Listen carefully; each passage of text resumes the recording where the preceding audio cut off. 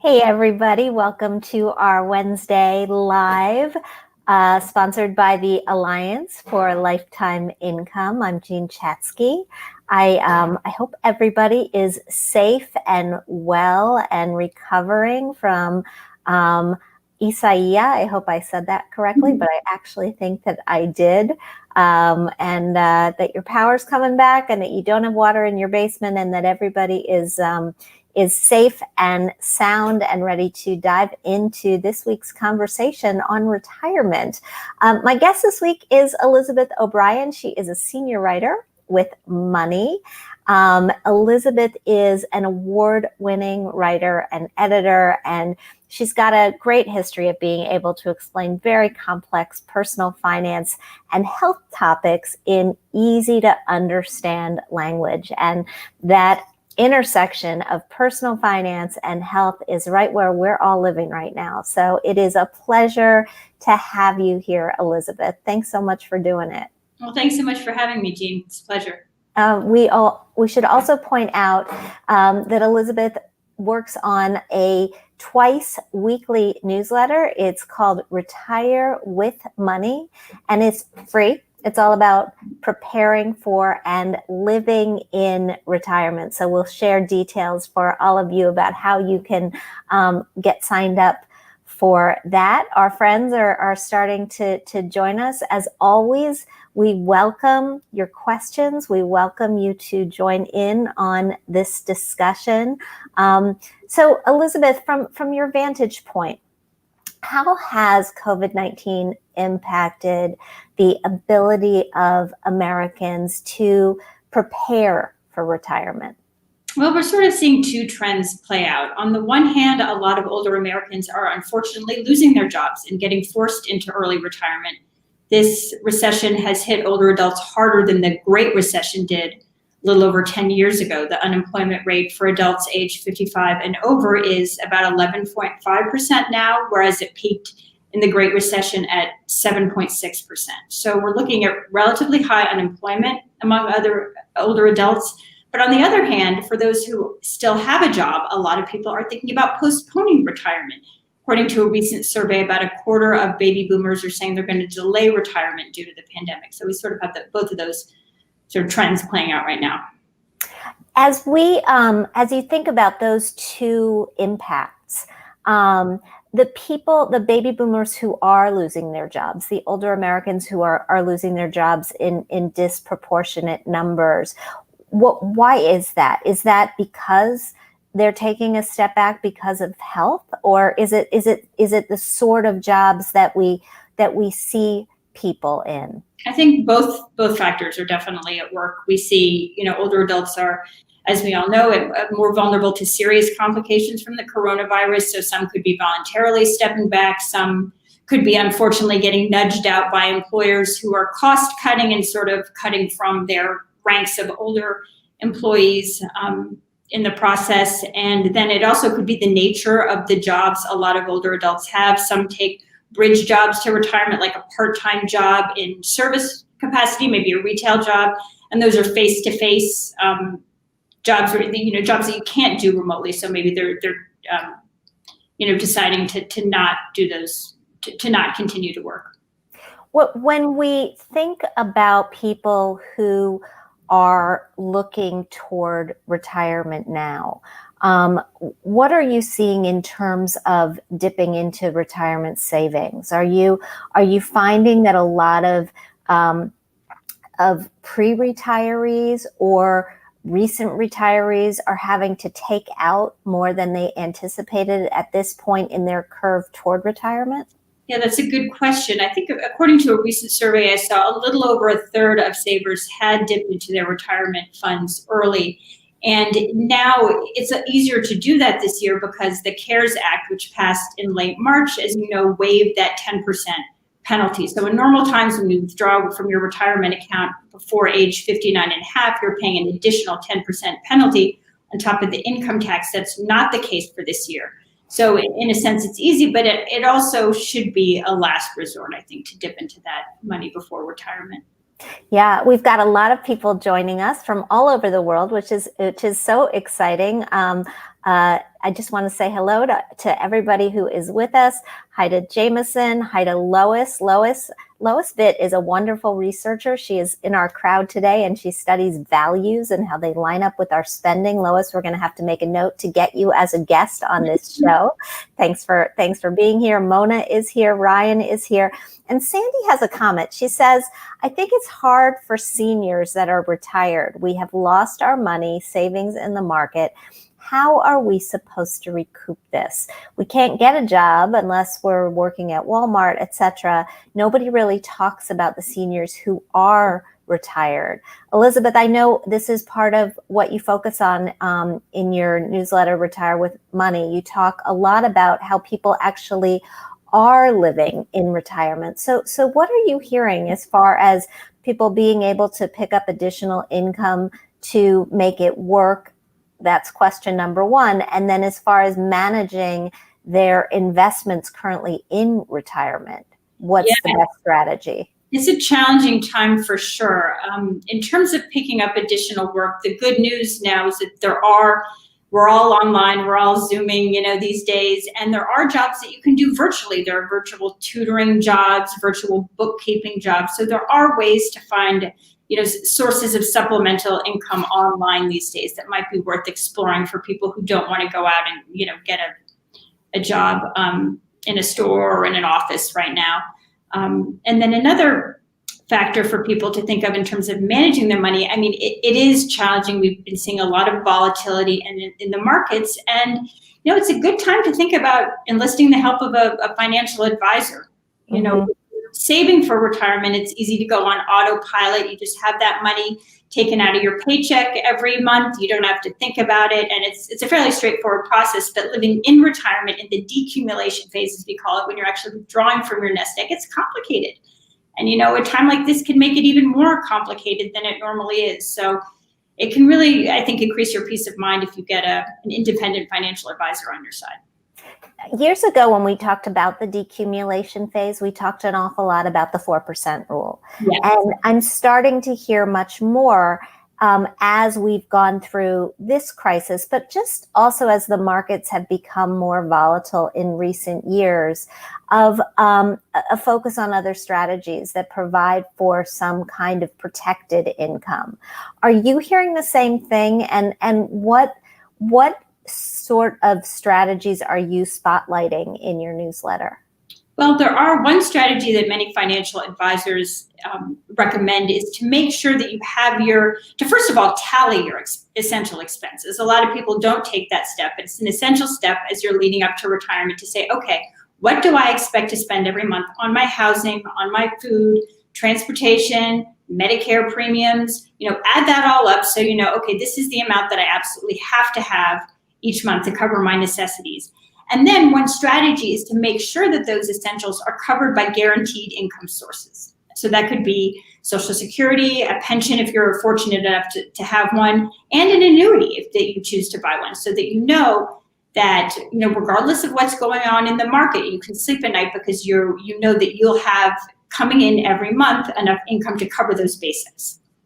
And then the remainder of your money, is that continued to be invested for growth? It's this double-edged sword, right? We've got we want protection, absolutely. Yes. And I'm with you. I want to know for sure that my fixed expenses are going to be covered in retirement and all of those things. I saw a study earlier this week. Fidelity released their most recent estimates of healthcare costs in retirement.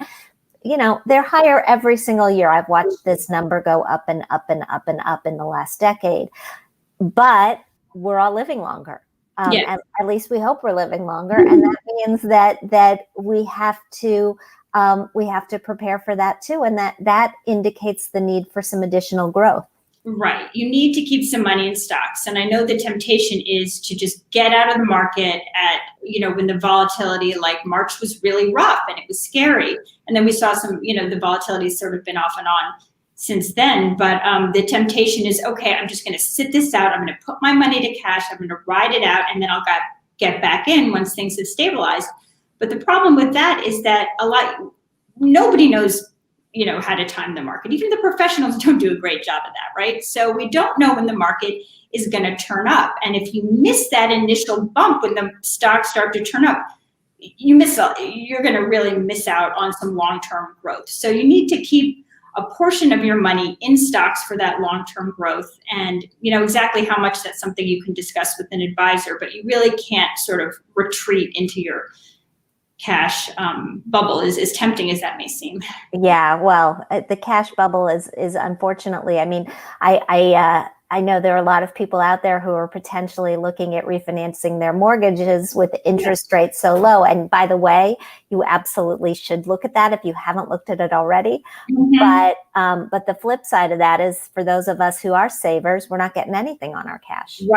Right. That is, these low interest rates are a double-edged sword. It's great if you're in the market for a home or if you're refinancing, but just punishing for savers. And we really have been in a low interest rate environment pretty much for the whole time I've been writing about personal finance for 12 years now. It's even lower now, or we're dipping even lower. But yeah, it's tough for people who, retirees in particular.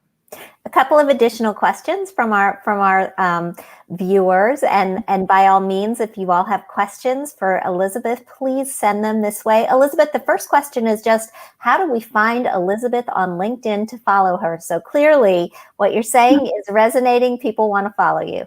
Thanks so much for your interest. I am on LinkedIn. I'm also on Twitter at Eliz O'Brien. And so please follow and sign up for my newsletter. I'd love to be in touch. And I also have a Facebook group as well. It's called Retire with Money. So I'd like to welcome any of my members who are joining us today and extend an invitation to anyone who might be watching to join our group. It's called Retire with Money. That's fantastic. It's a very good title, by the way, because who doesn't want to retire with money? Thank you. I can't take credit for it. Yeah. Mona would like to know, there is an old rule of thumb that you take 100 minus your age, and that's the percentage that you should have in stocks. And, recently, as we've been living longer, I've heard people say, well, actually, it should be about 110 minus your age, or even a little bit higher than that. Is that a theory that you adhere to? Yes, I do think I've also heard the same 110 minus your age is sort of the new formula. And I agree that's sort of a benchmark that people can keep in mind. Now, there are factors that could sway that a little bit in either direction. For example, if you have a pension, if you have, my parents are both former government workers who were fortunate enough to still have a defined benefit pension. And if you know that have that guaranteed income coming in, you might be able to be a little bit more, be a little less conservative, I should say, with your stock portfolio. You might be able to have even a higher percentage in stocks because of that guaranteed income. So it depends on the individual, but I'd say as a rough ballpark, that 110 minus your age is good for the stock allocation. Okay. All right. Let's talk a little bit more about those expenses and ballparking those expenses in retirement. How do you see... I agree with you that there is a big problem that a lot of people don't run the numbers in terms of knowing what they will need. But I also think sometimes those expenses as we get older will change. So how do you do it in a way that will sustain you through your retirement? That's an excellent point, because healthcare costs in particular escalate over time. Your Medicare premium, your actual monthly premium might not go up dramatically, but you're visiting more doctors often as you get older, so you're spending more. So it's definitely not a one and done exercise. It's something that you should do before you retire. Estimate those expenses, do it, in the first few years of retirement, maybe even as much as every year, just sort of check in and see how you're doing, because you're right. It's not a one and done. Things like property tax can go up. You might pay off your mortgage and then that expense goes away. So you definitely need to keep on top of it. Ray Wilson is writing and he says, hi, Elizabeth, is any expected higher than usual inflation coming? I just completely botched your question, Ray, but I think I get the meaning, which might affect people who are cashing some assets. And I think that's a great question, Ray, particularly in light of the comments from the chairman of the Federal Reserve yesterday, who said he will pursue a higher inflation strategy. Yes. And, I wish I had a crystal ball on inflation. I know we've been in a low inflationary environment for many, many years now. So it's good not to be lulled into a sense of complacency. I mean, we might see a jump and, even in a low inflationary environment of between 2 and 3%, you have your healthcare costs rising at 5 or 6% every year. And that could, potentially increase. So that's another point to keep in mind in terms of your fixed expenses, right? You're going to be paying more for eggs in 30 years into retirement than you were when you first retired. So everything sort of goes up. So I wish I knew exactly where inflation is going, but I think it's really smart to just know that that's a factor and to watch it. Yeah, and Mona, who is in retirement, points out property taxes go up, utilities go up, and food goes up. So yeah, no kidding. Sharon wants to know, should I refinance my home? It's half paid off, and my credit score is not as good as it used to be. What do you think? Well, I do know that lending standards have tightened. There are some excellent interest rates out there, but in order to get the lowest rates, you do have to have, I don't know the cutoff scores offhand, but you have to have a pretty high credit score. So I think if that option is available to you, it's good to take advantage of it. I would shop around. I would see what you might be able to get, and what is that rule of thumb? If it's if you can drop a whole percentage point or even half a percentage point, I forget the exact rule of thumb, but it's good to go ahead. Yeah, well, and I think too, there are a couple of other things to keep in mind too, that your credit score is just your recent credit history. So if it's not as good as it used to be, maybe you can work on it. We're expecting to be in this low interest rate environment for some time. That's a really good point. There are levels that you can, lowering your credit utilization. There are definitely steps that you can take to boost that score back up. So you don't need to be in a rush. That's a good point. Yeah, and I would also say, Sharon, if it's half paid off, I understand the reluctance to start the clock. I don't know, or to restart the clock. I don't know where I don't know how long you're planning on being there, but I would, if you're halfway through a 30 and you're heading toward retirement, I really love the idea of being out of the mortgage, if not before retirement, then early in retirement. I think it gives you lots of flexibility, and so you may want to look at a 15 if you can afford that. Yeah. It's definitely an idea. Yeah. You mentioned that this is a really good time to think about getting in touch with and working with a financial advisor. There is a lot of confusion about financial advisors, how they get paid, how to choose one to work with. What do you suggest in terms of finding the right fit? That's a great question, and it is a very confusing landscape. There is no standardization among terms. Financial planners, advisors, people can call themselves, they're brokers, there are all sorts of different financial professionals. What I would recommend, is first of all, don't be shy in asking questions.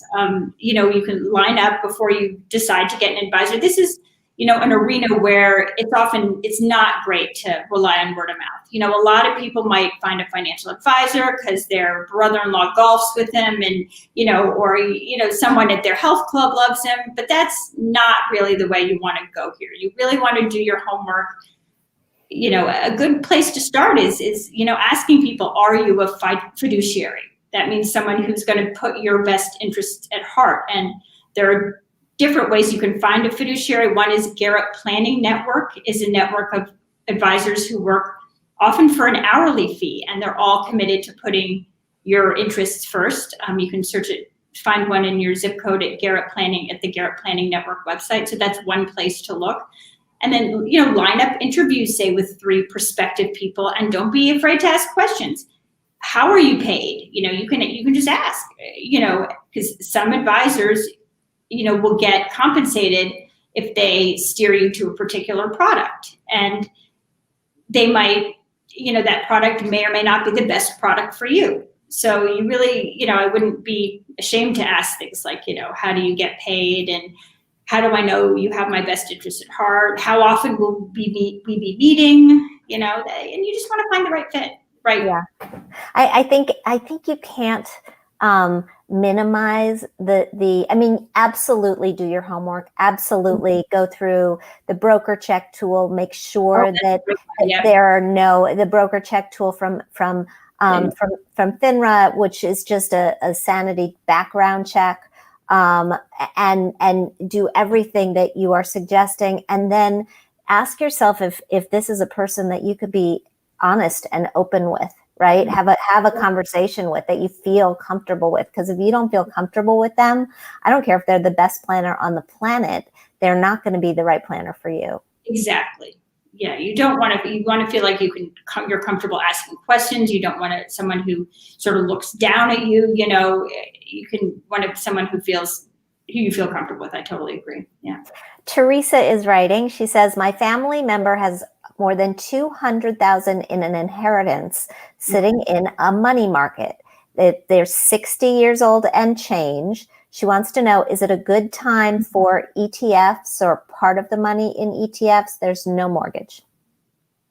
Yeah, I would definitely put some of that money to work in the market, and low-cost ETFs are a good way to go. Any big brokerage will have them. Index funds that mimic the broad market, say an S&P 500 index fund. So I would definitely, it depends on, what else is going on in her portfolio, but I think I would probably move some of that. That's a big chunk to be sitting in cash with very little interest. So I would definitely think about getting some of that invested in a low-cost ETF for sure. And again, with a big chunk of money like that, these are I think the inflection points in life where even if you're not going to put a financial advisor on your permanent payroll, this is a really good time to just sit down for a checkup. You could just have a 1-hour consultation. There are advisors, you could hire an advisor to answer that very question. I have $200,000. What should I do with that right now? And that person can look at your entire portfolio and see any holes or what the best thing to do. So I agree. That's an excellent time. And it doesn't have to be the start of a big relationship if you don't want that. It can just be a one-time consultation. Have you seen any change or any shift in attitudes among the people either close to retirement or in retirement that you cover because of COVID? Are people approaching life, spending, basic financial, their feelings about their money? Have they changed? I think people are more anxious, understandably so. I mean, it's a very uncertain time for everybody. And even in the best of times, retirement involves a lot of uncertainty, right? There are big questions like, how long will I live? Will my money last? Or things that we don't know the answer to. But now this pandemic is adding another layer to that. So people definitely are anxious. But the good news is that there's steps you can do to try to feel a bit more in control. Like by tallying your expenses, by enlisting the help of a financial advisor, making sure you have your estate planning documents in order, That's a big one.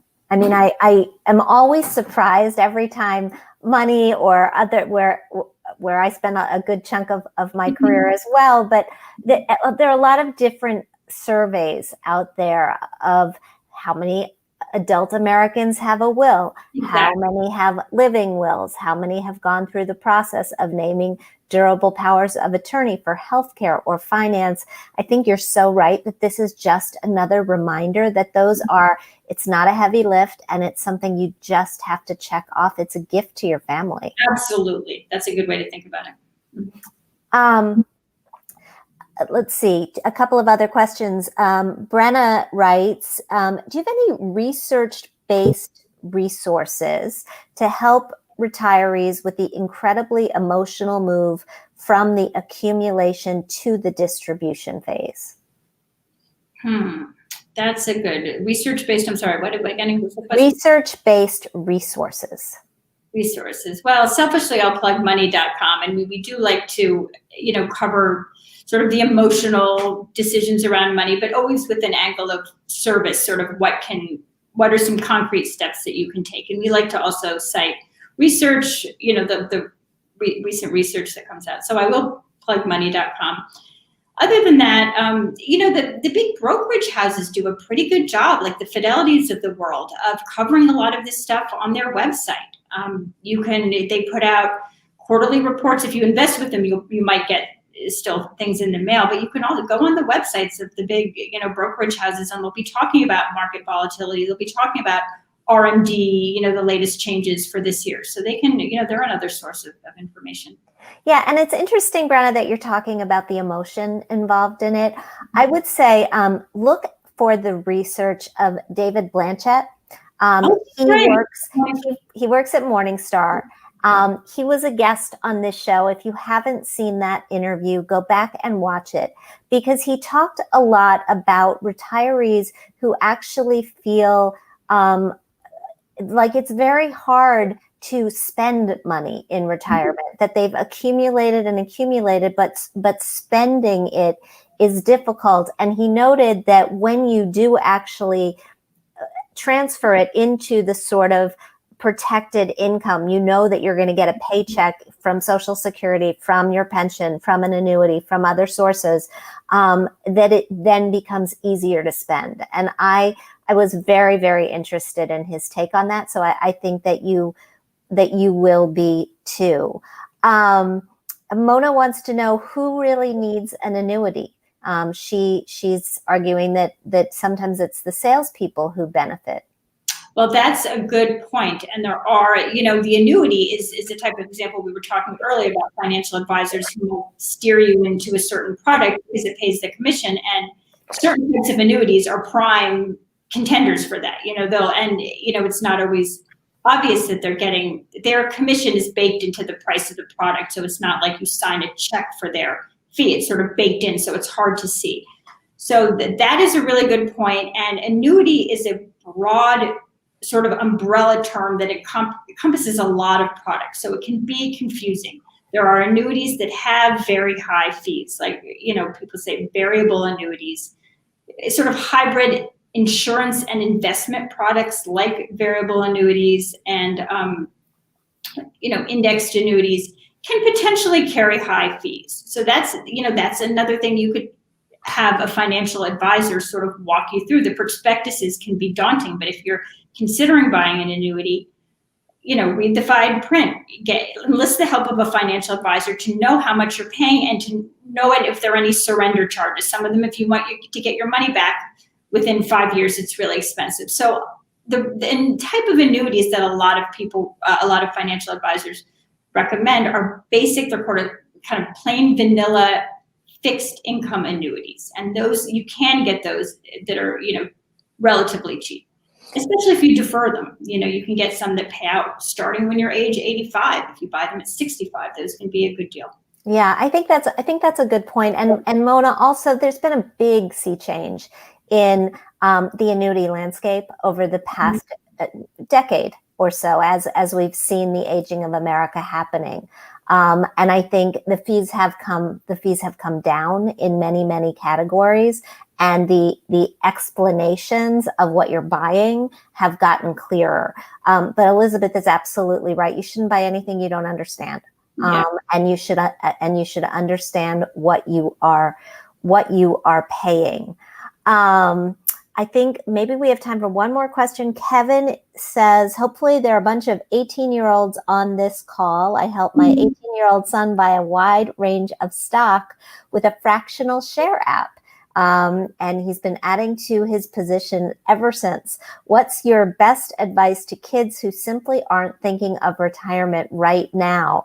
I think that's a great question and a nice one to end on. Elizabeth, yes, absolutely. And kudos to Kevin and his son for getting started early, because that's the magic of compound interest. You get started in your late teens, and then you've got many decades before you have to draw down that money. So, I guess they do have these apps these days that age your face, so you can look at it, and they say that can create empathy for your future self and have you save more because you say, okay, this is what I'll look like when I'm 65. That's one way to go. You could probably Google that and find those. Another thing is just grandparents. People have people in your life who are going through that life stage. Interview your grandparents. Say, is there anything you would have done differently? What can you tell me? Tap the resources even in your own family. Yeah. And Kevin, I actually think you did it right. I think you care so much more about the game when you have a stake in the game. Absolutely.